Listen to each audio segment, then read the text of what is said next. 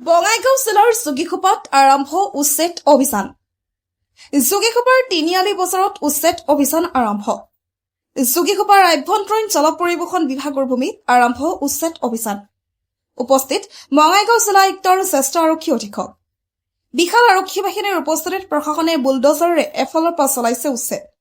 হাহাকাৰ পৰিস্থিতি ব্যৱসায়ীৰ মাজত।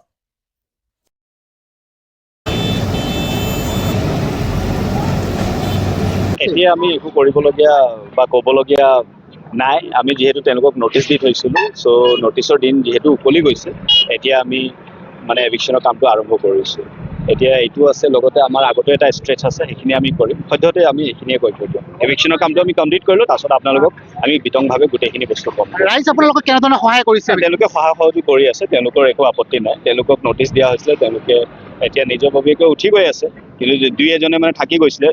মানে কথাতে আছে নহয়, যেতিয়ালৈ চৰকাৰৰ বুলডোজাৰ নপৰে তেতিয়ালৈ মানুহবোৰ উঠি যাবলৈ নিবিচাৰে। চ' তেনেকুৱা কেইজনমানে ৰৈ আছিলে, সেইকাৰণে এতিয়া গৈ আছে। শান্তিবিধভাৱে আৰক্ষী কেনেধৰণে সহায় কৰিছে বা কি কৰিছে? কোনো ধৰণৰ চিন্তা নাই, যিহেতু আমাৰ ৰাইজৰ সম্পূৰ্ণ সহযোগ আছে। চ' ইয়াতে কোনো ধৰণৰ এণ্টি বা তেনেকুৱা ধৰণৰ বস্তুৰ কথাই আহি নপৰে। গোটেইখিনি বস্তু সম্পূৰ্ণভাৱে আৰু সুন্দৰকৈ হৈ গৈ আছে।